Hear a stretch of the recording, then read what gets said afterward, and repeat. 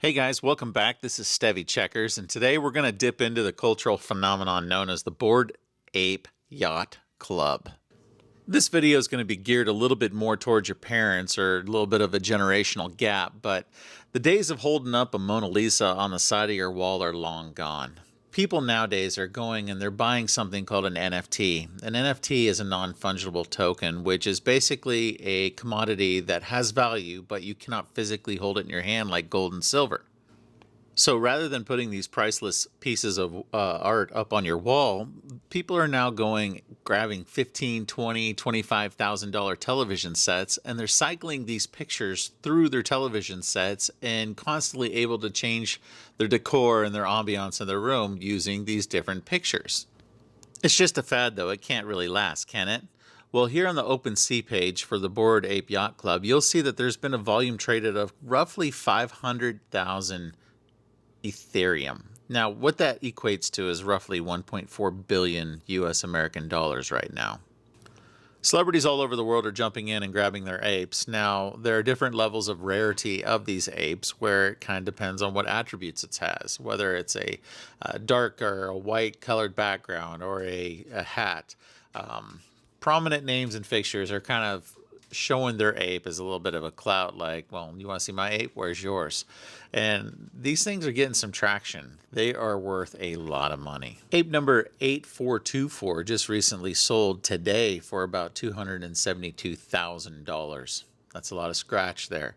But how am I to go and think that my ape is going to be secure? Or what if someone goes and takes a screenshot and steals my ape? There's a growing need for verification of these high-profile NFT assets, and a company appears to be stepping in right at the perfect time to capitalize on this market. Let me introduce you to a company called HumblePay. Now, I wasn't going to jump back to Humble so quickly because I've been working on a video for Enzalytics, which is a biotech company. But the CEO of Humble, Brian Foote, dropped an announcement today that he purchased a ape and he named it Blue, and it looks like they are going to use this ape for brand marketing.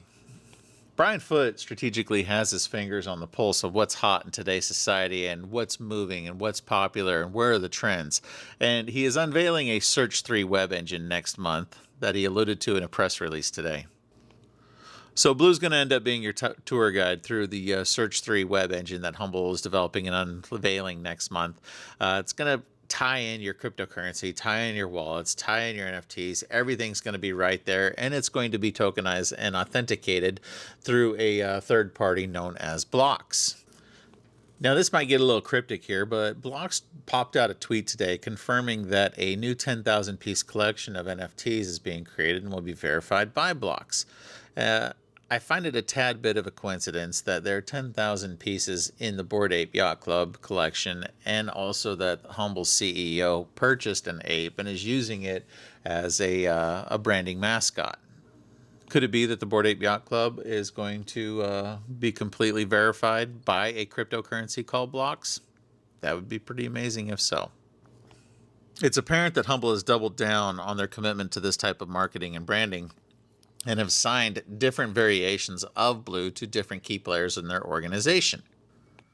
Blocks put out a tweet today where they are ready for the anticipated launch of the Search 3 web engine made by Humble in May of 2022.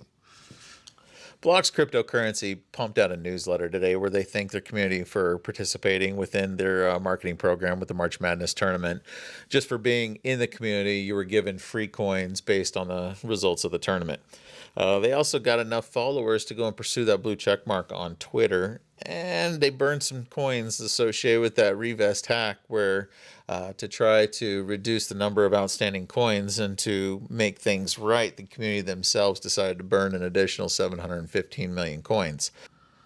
Blocks also stated that they received the final cut of their news interview that's taking place with Ted Danson and going to be aired on Bloomberg on June 4th at about 8 p.m. Eastern Time. So I'm going to wrap this up here, and if this has been helpful in any way, I would really appreciate it if you'd do me a solid and hit the subscribe button. My coffee just finished brewing, so I'm going to go jump on it. Again, as always, I thank you for your time, thank you for your eyes, and thank you for your ears, and go have a great week.